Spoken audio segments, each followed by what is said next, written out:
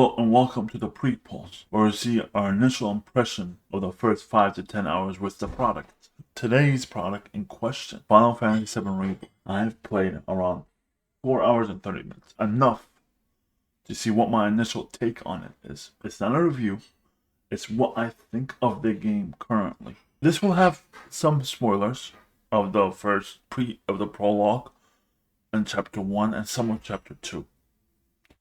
This is your warning, and maybe that because I have a couple of theories going around, I think.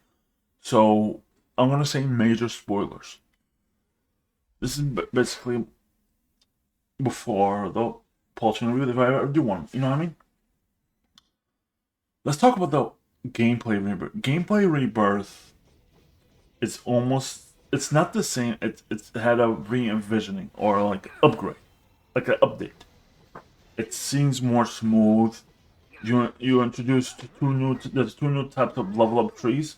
One for weapons and one for like spells and shit. There's synergy systems where you combine attack system that's gonna be very important. It's easier to access. There were synergies. No, there were limits or synergies, something like that. There were limits before. Now there's synergies where you guard, you press R1 to guard and you attack. I love Queen's Blood.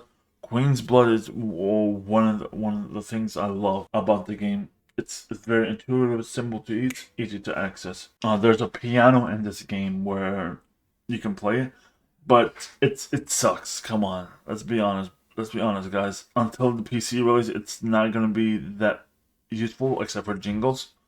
If you do it, it's gonna be an arduous process, especially if you have big fat fingers like mine.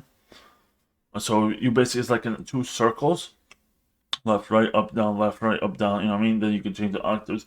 It's too much. This is why people use keyboards. You still have the Punisher system. Oh, now you have range attacks with Cloud. You dodge and you press square. Like, they've added a lot of gameplay to make it more simple. But here's there's a couple of issues. When I'm climbing, right, make it auto. When I'm climbing, and there's only one way, right? You make it fast or you make it auto, right? You make me climb all the way.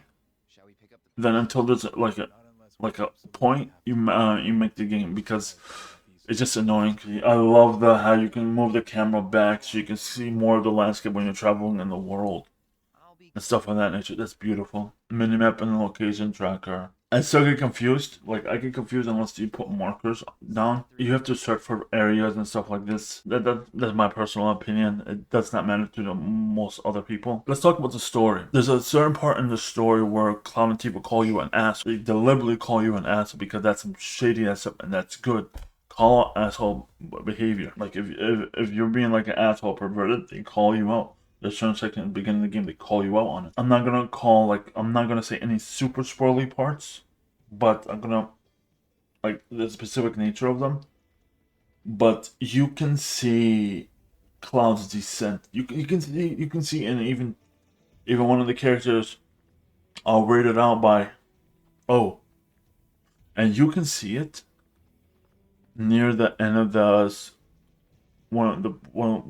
chapter 1. You can see what happened with Cloud. Not what happened, but you can see some sort of weirded out stuff with Cloud. Music is fun. I love how before you play on the PS5, you can hear the Final Fantasy IV, the famous jingle of Final Fantasy.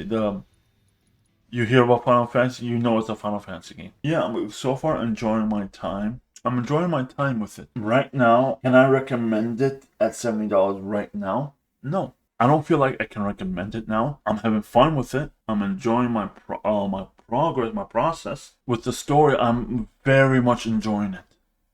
Very much enjoying it. It's, especially at the initial, like, you read what's going on. The story, I'm very much enjoying it.